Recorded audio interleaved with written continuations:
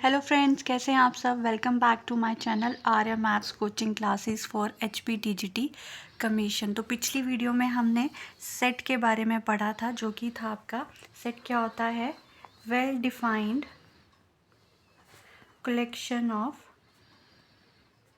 Objects.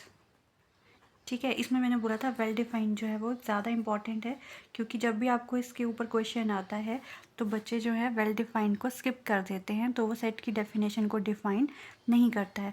उसके बाद हमने की थी इसकी टाइप्स में हमने सबसे पहले किया था फाइनाइट मतलब मैंने आपको बताया था विच इज़ काउंटेबल, जो गिना जा सके वो कौन सा सेट होता है आपका, फाइनाइट। दूसरा था हमारा इनफाइनाइट विच इज़ अनकाउंटेबल, जो गिना ना जा सके कि कहाँ तक जा रहा है, वो क्या है आपका इनफाइनाइट। और इसका एग्जांपल दिया था मैंने सेट ऑफ प्राइम नंबर, जो कि आपका PYQ है HPTGT कमीशन का। उसके बाद हमने किया था इक्वल एंड इक्विवेलेंट सेट। अब बच्चे इसमें बहुत सा कन्फ्यूजन होते हैं, तो मैंने आपको बोला था इक्वल में जो है वो ऑर्डर और रेपिटेशन जो है वो मैटर नहीं करती है, ठीक है। और यहाँ पे हमने बोला था जिसका कार्डिनल नंबर जो है वो कैसा होता है, सेम होता है, वो होता है आपका इक्विवेलेंट सेट। इसके बाद आज हम करेंगे सिंगलटन सेट। जैसे कि नाम से ही पता चल रहा है, सिंगल मतलब उस सेट में आपके पास जो है सिर्फ एक ही एलिमेंट होगा, उसे क्या बोला जाएगा आपका सिंगलटन सेट। सिंगलटन सेट जो है उसको हम कैसे लिखेंगे, कर्ली ब्रैकेट में कोई भी एक नंबर लिख लेते हैं, इस तरह से लिख सकते हैं, और इसे इस तरह से भी लिखा जाता है सेट के अंदर सेट।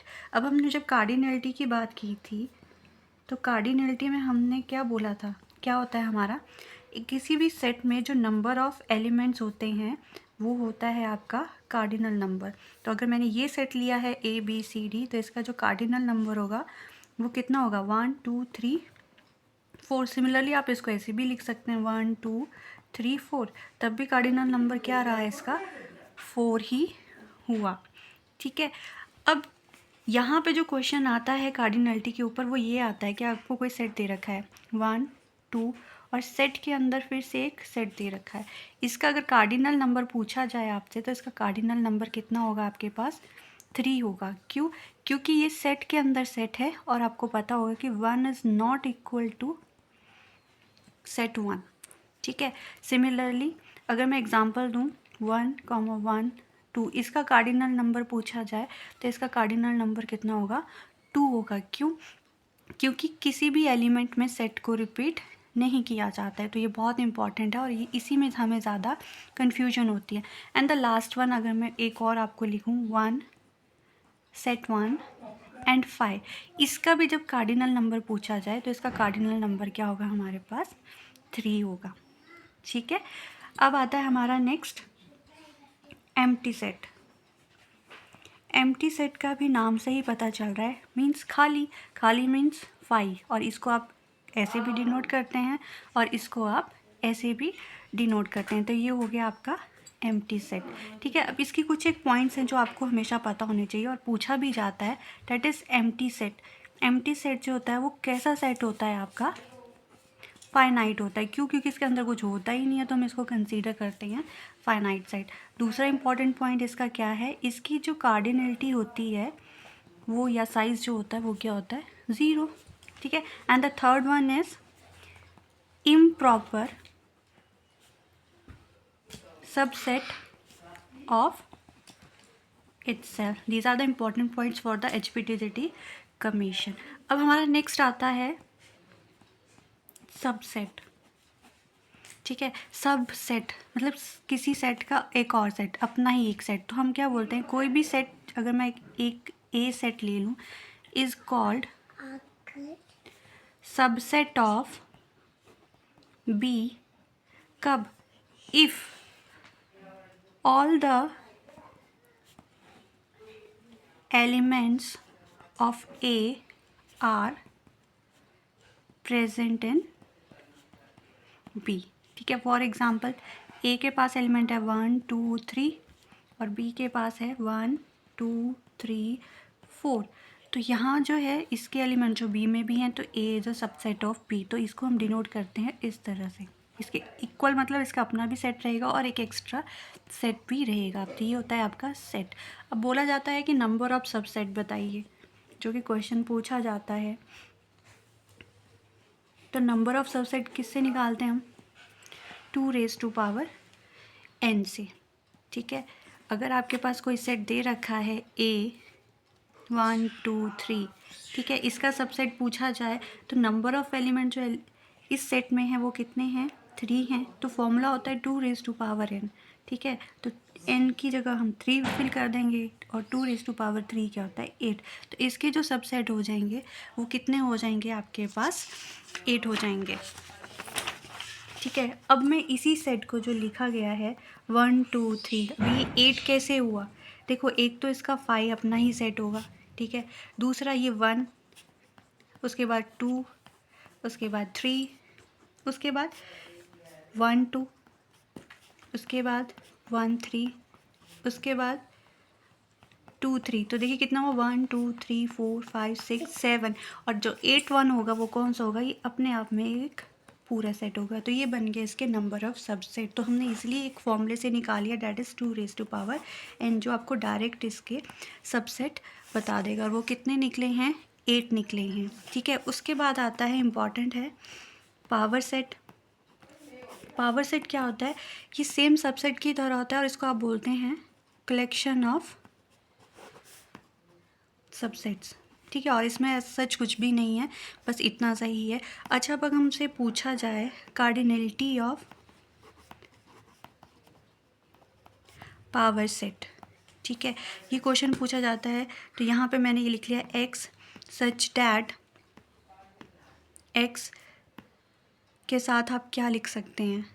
मान लीजिए लिख लिया x belongs to natural number और x is less than equal to 10। इस क्वेश्चन में मेरे से पूछा गया है पावर सेट। ठीक है। तो power set is related to subset, और सबसेट इज़ के लिए हमें जो फॉर्मूला होता है वो क्या होता है? 2n। तो x is less than equal to 10, मतलब इक्वल टू 10 भी लिख सकते हैं। तो मेरा जो सेट बना 1 2 3 4 5 6 7 8 9 एंड 10।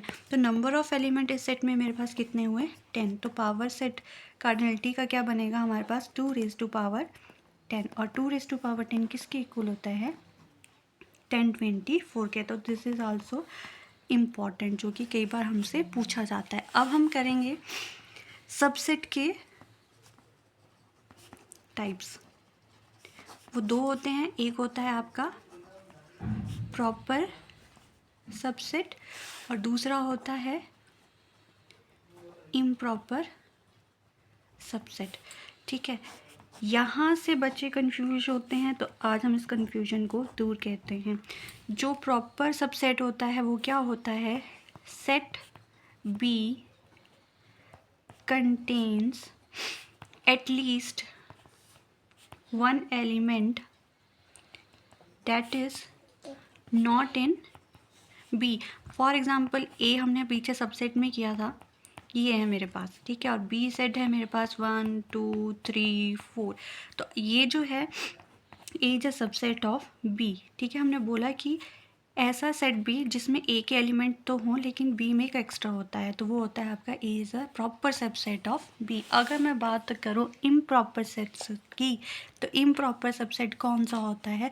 जो ओरिजिनल सेट को क्या करता है? कंटेन करता है।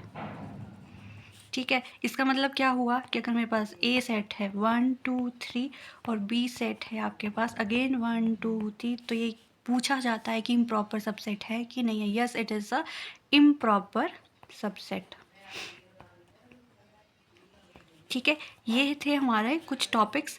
अब यहाँ से जो क्वेश्चन बनता है वो ये बनता है कि नंबर ऑफ प्रॉपर सबसेट कैसे निकालते हैं? तो उसके लिए फॉर्मूला होता है, सबसेट कैसे निकालते हैं हम? 2n। पर जब प्रॉपर सबसेट पूछा जाएगा तो उसमें से हम 1 माइनस कर देंगे। अब इसी चीज़ को या तो इसी तरह पूछा जाएगा या किस एग्जाम्पल से पूछा जाएगा। तो एग्जाम्पल अगर मैं लूँ तो एक सेट ले लेते हैं 1 2 3 4, ठीक है। इसमें नंबर ऑफ़ एलिमेंट्स कितने हैं मेरे पास 4। तो जब प्रॉपर सबसेट पूछा जाएगा तो हम क्या करेंगे 2⁴ माइनस 1 एंड 2⁴ कितना होता है, जल्दी बताइए बताइए कितना होगा।